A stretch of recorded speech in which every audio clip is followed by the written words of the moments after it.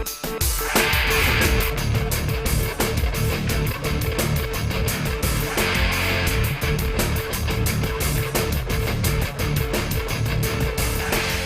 friends, welcome to Planet Y2K.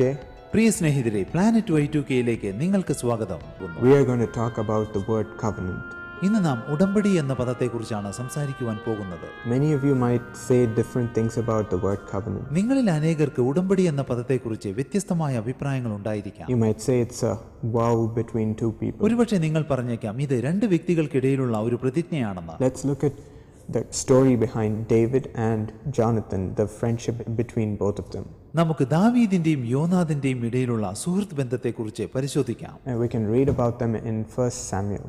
ഇതിനെക്കുറിച്ച് 1 ശമൂവേലിന്റെ പുസ്തകം.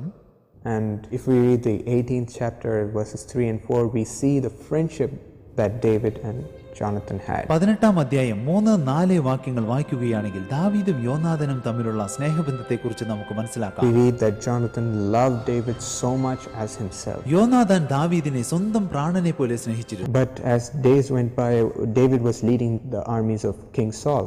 എന്നാൽ കാലങ്ങൾ കടന്നുപോയി ശൗൽ രാജാവിന്റെ സൈന്യത്തെ നയിക്കുകയായിരുന്നു ദാവീദ്.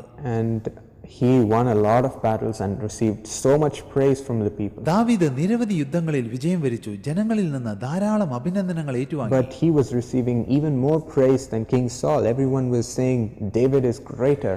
രാജാവായ ശൗലിനേക്കാൾ അധികം പ്രശംസയും കീർത്തിയും ലഭിച്ചത് ദാവീദിനായിരുന്നു. ജനങ്ങൾ പറഞ്ഞു ദാവീദാണ് വലിയവനെന്ന്. And as King Saul heard this, he was not happy with David. He was really furious. ഇതെല്ലാം കേട്ടപ്പോൾ ശൗലിന് വളരെയധികം ദുഃഖമായി. അവന് ദാവീദിനോട് അനിഷ്ടം തോന്നി. Years went by, both Saul and Jonathan were killed. വർഷങ്ങൾ കടന്നുപോയി, ശൗലും യോനാഥാനും കൊല്ലപ്പെട്ടു. And then David became king of Israel. അതിനുശേഷം ഇസ്രായേലിന്റെ രാജാവായി ദാവീദ് അധികാരമേറ്റു. At this point, David, when he became king, he wanted to know if there were any survivors left in the family of Saul. ദാവീദ് ഇസ്രായേലിന്റെ രാജാവായി തീർന്ന ശേഷം ശൗലിന്റെ കുടുംബത്തിൽ ആരെങ്കിലും അവശേഷിച്ചിട്ടുണ്ടോ എന്ന് അറിയുവാൻ അവൻ ആഗ്രഹിച്ചു. He wanted to know this not to kill them, but surprisingly he wanted to honor that person. അവരെ കൊല്ലുവാനല്ല, ആ വ്യക്തിയെ ആദരിക്കുന്നതിന് വേണ്ടിയാണ് രാജാവ് അതിന് മുതിർന്നത്. He wanted to honor them because of the covenant he made with Jonathan. രാജാവായ താൻ യോനാഥാനുമായി ഉണ്ടാക്കിയ ഉടമ്പടി അനുസരിച്ച് ആ വ്യക്തിയെ മാനിക്കുവാൻ ദാവീദ് ആഗ്രഹിച്ചു. And so when he inquired, they said there is one person, a son of Jonathan, still alive. He's called Mephibosheth. അങ്ങനെ ദാവീദ് അന്വേഷിച്ചപ്പോൾ യോനാഥാന്റെ ഒരു മകൻ ജീവനോട് അവശേഷിച്ചിട്ടുണ്ടെന്ന് മനസ്സിലായി. അവന്റെ പേര് മെഫിബോശത്ത്. David could have easily ignored him.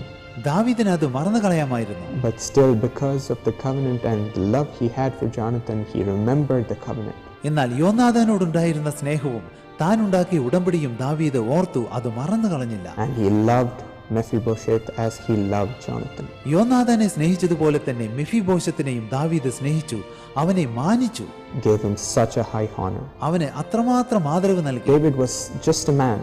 പ്രിയ സ്നേഹിതരെ, ദാവീദ് കേവലം ഒരു മനുഷ്യനായിരുന്നു. And if he could keep up the covenant which he made before so many years, നിരവധി വർഷങ്ങൾക്ക് മുൻപ് തന്റെ സ്നേഹിതനോടുണ്ടാക്കിയ ഉടമ്പടി ദാവീദിന് ഓർക്കുവാൻ സാധിച്ചുവെങ്കിൽ how much more will our Father, our Lord Jesus Christ, remember the covenant that he made on the cross for us. അങ്ങനെയാണെങ്കിൽ നമ്മുടെ കർത്താവായ യേശുക്രിസ്തു, അതായത് നമ്മുടെ പിതാവ് കാൽവറി ക്രൂശിൽ നമുക്ക് വേണ്ടി ഉണ്ടാക്കിയ ഉടമ്പടി മറന്നുകളയുമോ?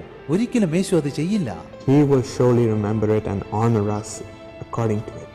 തീർച്ചയായും യേശുക്രിസ്തു ആ ഉടമ്പടി മാനിക്കുകയും നമ്മെ അതിൻ പ്രകാരം ആദരിക്കുകയും ചെയ്യും. Loving Lord Jesus, സ്നേഹവാനായ യേശുവേ, Lord, we give ourselves into your hand right now. ഞങ്ങൾ ഇപ്പോൾ ഞങ്ങളെ അങ്ങയുടെ തൃക്കരങ്ങളിൽ സമർപ്പിക്കുന്നു. And we are thankful from the bottom of our heart for your great sacrifice, Lord. അങ്ങയുടെ ത്യാഗബലിയോർത്ത് ഞങ്ങളുടെ ഹൃദയാന്തര ഭാഗത്തിൽ നിന്ന് ഞങ്ങൾ അങ്ങയോട് നന്ദി പറയുന്നു. Lord, right now we just partake and remember the suffering that you made for us. ദൈവമേ, അങ്ങ് കാൽവറി ക്രൂശിൽ ഞങ്ങൾക്ക് വേണ്ടി അനുഭവിച്ച കഷ്ടങ്ങൾ ഞങ്ങൾ ഓർക്കുന്നു. ഇപ്പോൾ അതിൽ ഞങ്ങൾ പങ്കാളികളാകുന്നു. And we give you all the thanks and glory. സകല മഹത്വവും നന്ദിയും അങ്ങേക്ക് ഞങ്ങൾ അർപ്പിക്കുന്നു. In Jesus' name, യേശുവിന്റെ നാമത്തിൽ amen. ആമേൻ.